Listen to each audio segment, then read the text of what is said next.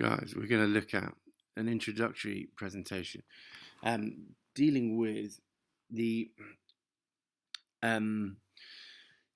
technical features and conventions of the satire genre. So what I want you to do before we go into any explanation is to take a look at this image and have a look at these three questions. What events and features of the Trump presidency is this cartoon referring to? What is its overarching message?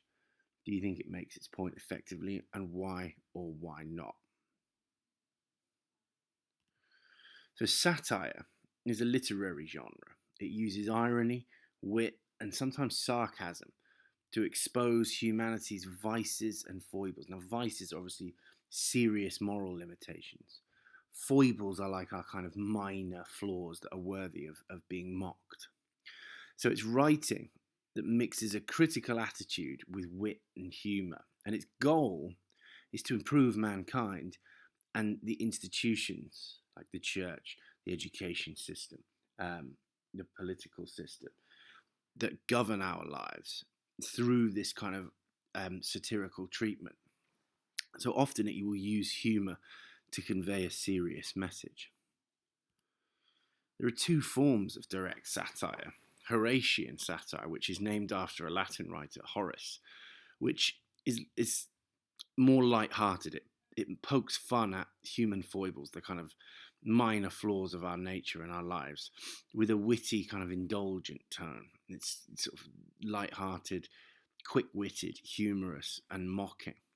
And then Juvenalian satire, which is named after the Latin writer Juvenal, denounces, often with invective, this extremely heated emotive language. It denounces human vice and error in quite serious, dignified and solemn tones. So it's a lot more serious in its in the points that it makes. We might have this image as an example of Horatian satire. So I want you to think about how this image is working.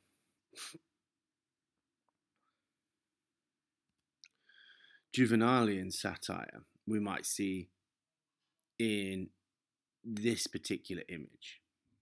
What do you think is the main target of this image?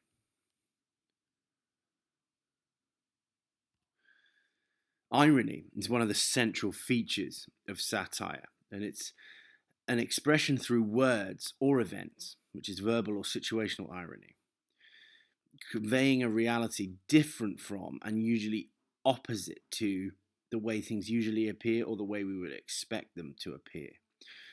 Usually the surprise recognition by the audience of this difference produces a comic effect, making irony often funny. Have a look in this image. This is an example of situational irony. Tell me if you can explain how this particular image works.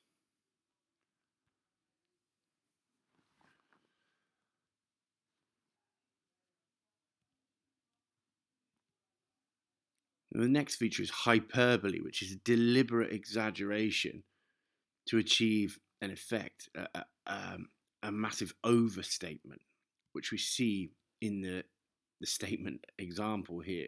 Hyperbole is without a doubt the single greatest thing in the history of the universe. Following this, we have sarcasm, which is a type of verbal irony a lot of the time.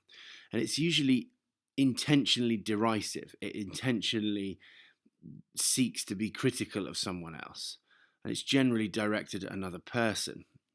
And the term comes from a Greek word meaning to tear flesh like dogs, and signifies what we would call a cutting remark.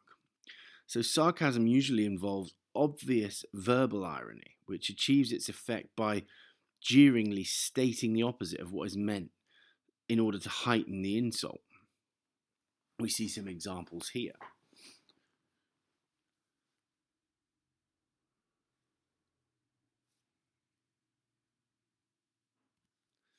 Invective is a type of speech or writing that abuses, denounces, or attacks a target.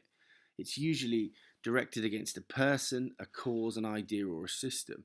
So very often it will employ a very heavy negative emotive language, which you can see in this example from Swift's Gulliver's Travels.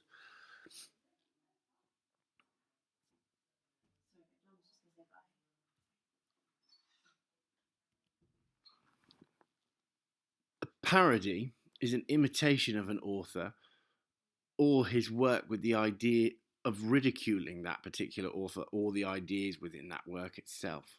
So it's a way of making fun of a particular person or their work. A parodist, person carrying out parody, exploits the unique features of an author's expression.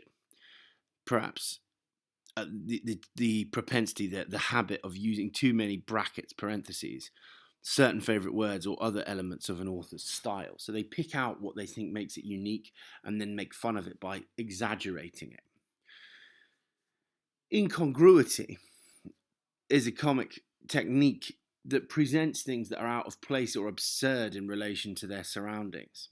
Have a look at this image and see if you can explain what's incongruous in the image. Reversal, on the other hand, is to present the opposite of the normal order. Reversal focuses usually on the order of events, such as serving dessert before the main dish or having breakfast for dinner. Additionally, reversal can focus on hierarchical order. So, for instance, when a young child makes all the decisions for a family, or when an admin assistant dictates what the company president decides and does.